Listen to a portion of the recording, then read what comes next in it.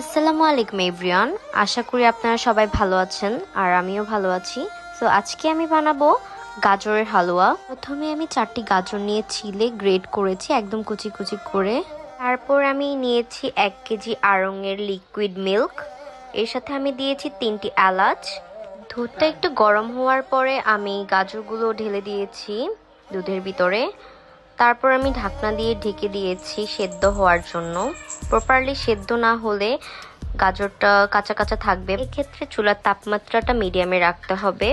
গাজর আর দুধটাকে বারবার নাড়তে হবে একটু পরপর, আদারওয়াইজ পুরোটা লেগে যেতে পারে।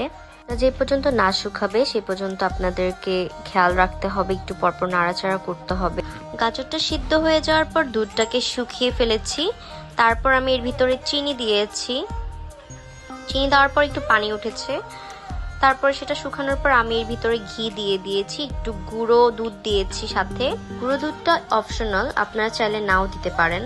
আর এখানে আমি অনেকগুলো ভিডিও ক্লিপ দিতে মিস করেছি, আমি ভিডিও নিতে ভুলে গিয়েছিলাম। যেহেতু আমি বিগেইনার, আমি একদমই নিউ, আমার যদি কোনো কিছু ভুল হয়ে থাকে আপনারা প্লিজ ক্ষমা দৃষ্টিতে দেখবেন।